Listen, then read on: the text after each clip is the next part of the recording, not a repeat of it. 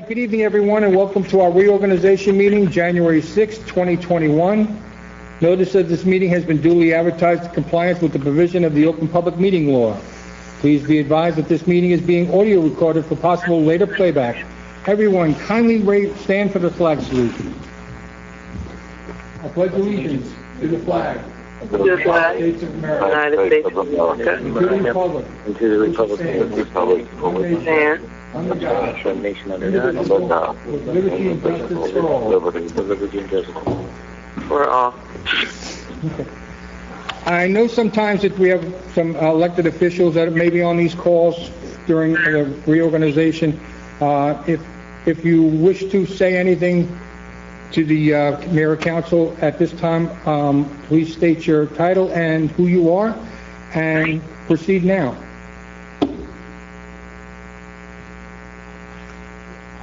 Okay, there's no elected officials out there.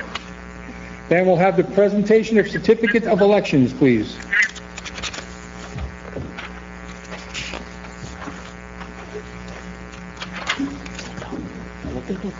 Okay. Next, oath of office. Councilmember Linda Hess, please. Linda is being sworn in by Councilman Dave Capazzi. Counselor, I'm sorry. Councilman? Counselor. I wasn't promoted. Actually, he wasn't even appointed.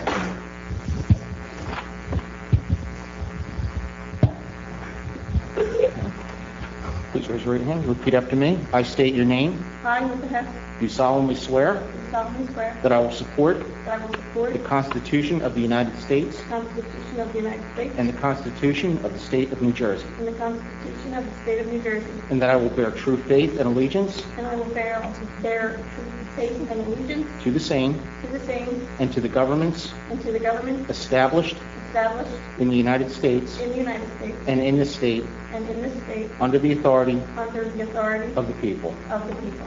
I do further solemnly swear I do further solemnly swear that I will faithfully, that I will faithfully, impartially, impartially, and justly perform and justly perform all the duties all the duties of the office of the office of council of council according to the best of my ability. according to the best of my ability. So help me God. So help me God. Congratulations.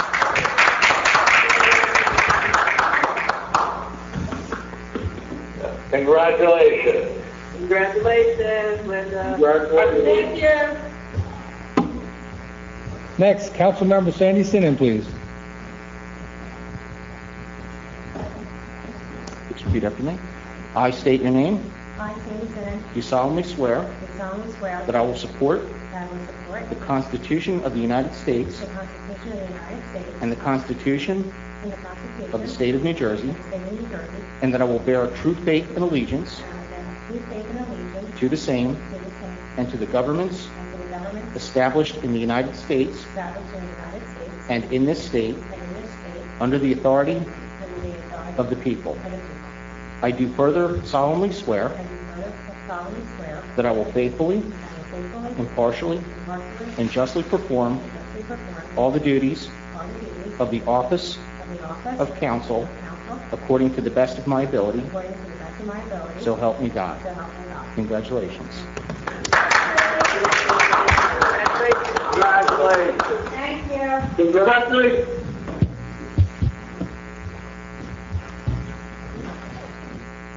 All right, Madam Clerk, roll call, please. Councilman DiDomenico. Here. Councilwoman Hess. Here. Councilman Jackson. Councilman Jackson. Councilwoman Synon. Here. Councilman Stapoli. Present. Councilwoman Cheryl Randolph Sharp. Here. Mayor. Here. Councilman Jackson, are you there? Yeah, I'm here. Sorry. Okay. All right, first up, Resolution 2021:1, appointment of municipal solicitor to Dave Capazzi. Entertain a motion, please. I make a motion for Resolution 2021:1, appoint Dave Capazzi as our municipal solicitor. And a second, please. Second. Second. Got a lot of seconds. Mm-hmm. Roll call, please. Councilman DiDomenico. Yes. Councilwoman Hess, Yes. Councilman Jackson, Yes. Councilwoman Synon, Yes. Councilman Chipoli, Yes. Councilwoman Cheryl Randolph Sharp. Yes. All right, Resolution 2021, Next up is consent agenda. The items listed below are considered routine by the Borough of Lindenwold and will be acted upon in one motion. There will be no formal discussions there'll be no formal discussions of these items. If discussion is desired, the item will be removed from the agenda and will be considered separately. Please entertain a motion for Resolution 2021:2 through 2021:72.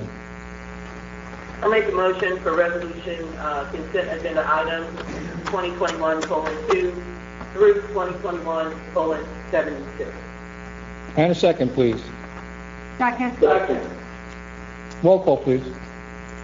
Councilman DiDomenico, Yes. Councilwoman Hess, Yes. Councilman Jackson, Yes. Councilwoman Synon, Yes. Councilman Chipoli, Yes. Councilwoman Randolph Sharp. Yes. Entertain a motion for payment of bills, please. I'll make a motion if the bills have been properly audited and signed, be approved for payment. And a second, please. Second. Second. Any questions on the bills? Roll call, please. Councilman DiDomenico, Yes. Councilwoman Hess, Yes. Councilman Jackson, Yes. Councilwoman Synon, Yes. Councilman Chipoli, Yes. Councilwoman Randolph Sharp. Yes. At this time, we're going to have the election for President of Council. Are there any nominations? I'd like to nominate Cheryl Randolph Sharp to be council president. Thank you, Jeff. Is there any other nominations? Seeing none, close the nominations, and congratulations, Cheryl. Thank you. At this, Thank you, guys. Congrats. Congrats. Thank you. at this time, I'd like to open the meeting to members of council. Anyone from council have anything they would like to bring up? They can do so at this time. State your name, that's all. Councilwoman Synon, I'd just like to thank everybody for their support on my first term. I've learned a lot, looking forward to a second term, and I didn't think we would be dealing with a pandemic, but I'm trying to get out as much information to our community as possible. And everyone have a nice new year. Thank you. Thank you.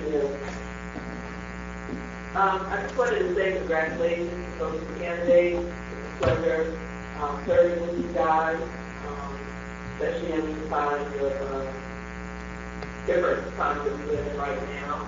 Congratulations to you both, and once again, I'd like to thank council for appointing me council president.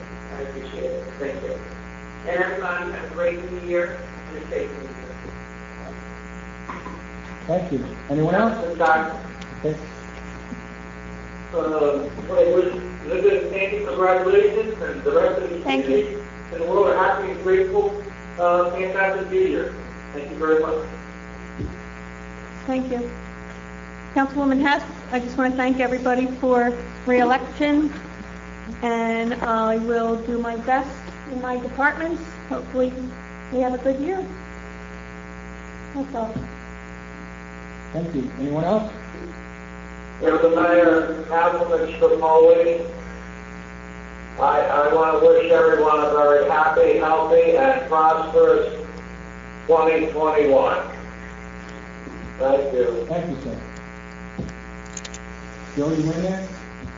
Yeah. I just want to congratulate Jason and Linda for being re-elected. Looking forward to working with you again.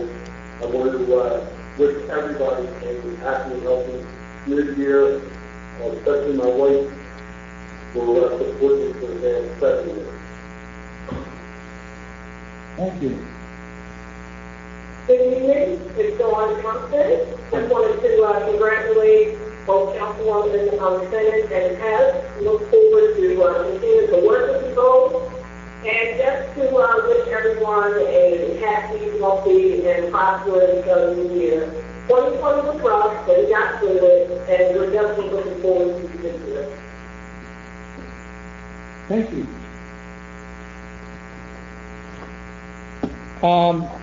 I just echo the same sentiments that everybody else has already echoed, and congratulations, both of you, on winning your election and being sworn in. The only thing else I have is for the numbers for tonight is we are, at the last meeting we had 1,200, we are now at 1,366. That's an increase of 166 since the last meeting, and 13 deaths. Please, everyone, please be safe. Let's hope for a better, prosperous new year, and hope that we can get a vaccine to us shortly.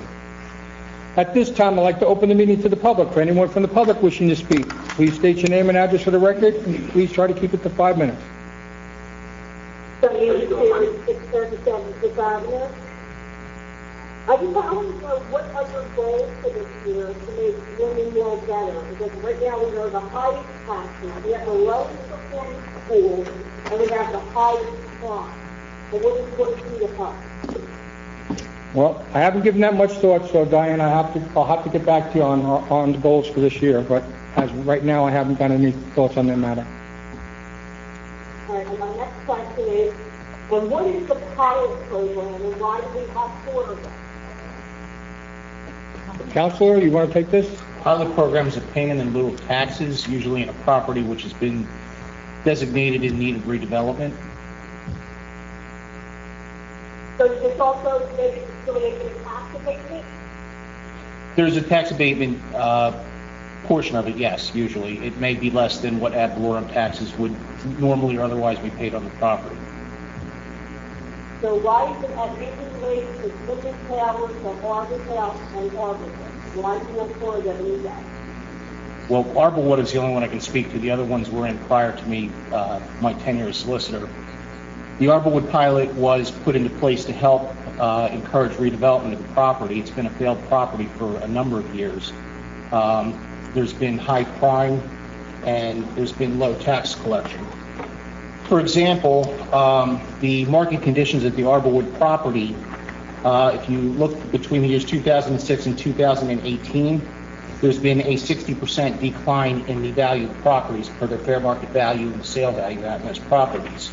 The crime statistics in Arborwood for 2 years, 2017 and 2018, reflected 9 rapes, 30 robberies, 31 aggravated assaults, 25 burglaries, 62 thefts, 3 auto thefts, and 98 simple assaults. Now that's over a 2-year property, or a 2-year period, I'm sorry.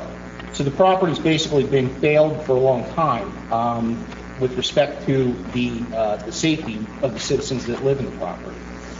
On top of that, the taxes that were collected on the property were at a rate of approximately 61%, which means that only about 60% or so of the people that were living out there were in fact paying the taxes, which created a tax deficiency of approximately 40% per year.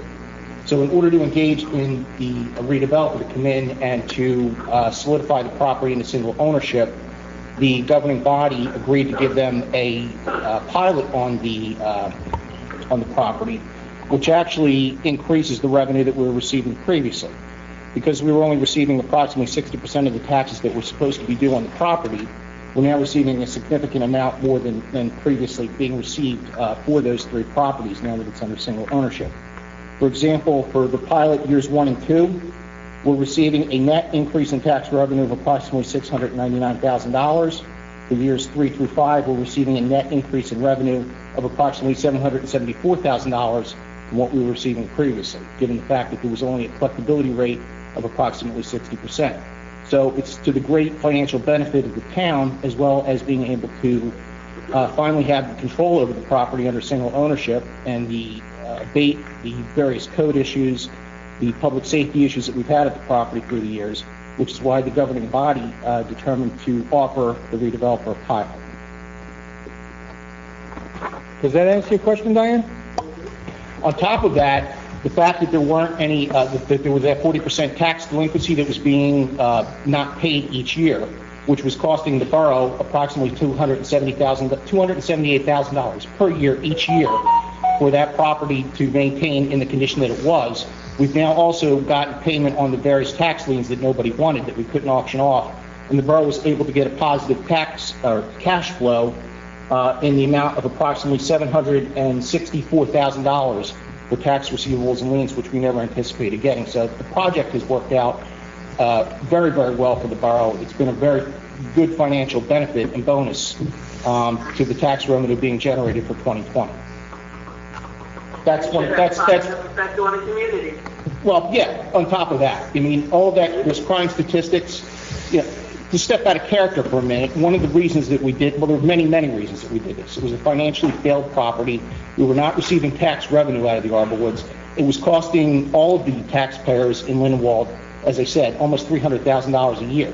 Because the fact that we were collecting only 60%, we were still paying to the school and the county as if we had a 100% collection rate. Okay, so we were at negative almost $300,000 a year. It was minus 278. So now with the pilot in effect, we're between $700,000 and $800,000 to the good where we were before. And I've been out to the property and I've inspected it. And one of the real reasons that we did this was not just because of the taxes and the crime issues that we were having, but to see the conditions that these people were living in was just, it was not proper. A lot of these landlords were not taking care of these properties. They were allowing our residents, and these are our residents, okay, to live in substandard conditions, all right? And it wasn't fair and it wasn't right. That's why we engaged in this redevelopment project, all right? And that's what really hit home, to see what these people were living in and the way they had to live, okay, because the landlords weren't taking care of the property.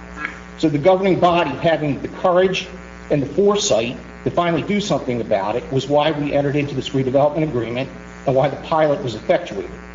And I think the governing body, each and every one of them, should be congratulated for the work that was done out at that property. Now, it should be completed in terms of single ownership within the next couple of weeks, all right, which means that only one person is going to own it as opposed to 620 separate condominium units within the next several weeks. Which equals accountability.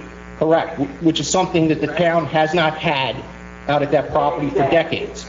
And, I've been involved with the town for a number of years, and for the most part, people have plucked their tongues and rolled their eyes. We need to do something about Gibbsboro Road. But this governing body, to their credit, actually did something, okay? And they should, each and every one of them, be congratulated for it. That's the reason that the pilot went into place, one of many reasons, all right? But this is a win-win for everybody. Nobody loses on this.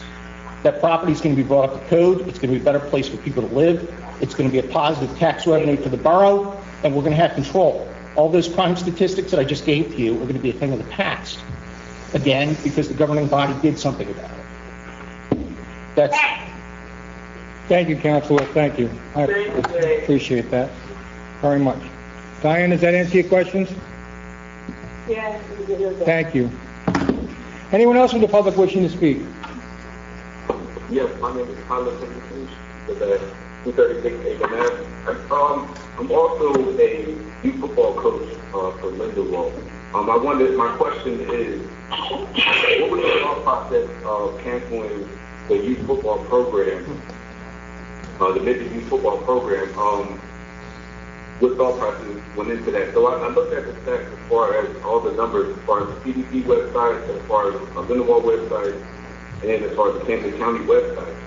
And what I'm seeing is that the age group that we teach or that we coach are 9 times lower to be hospitalized by the virus, 16 times lower to actually, pass away from this virus.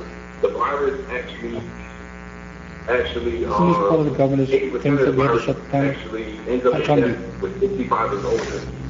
Now, according to the governor, only 4 deaths have come in the state of New Jersey from the age group of 0 to 18.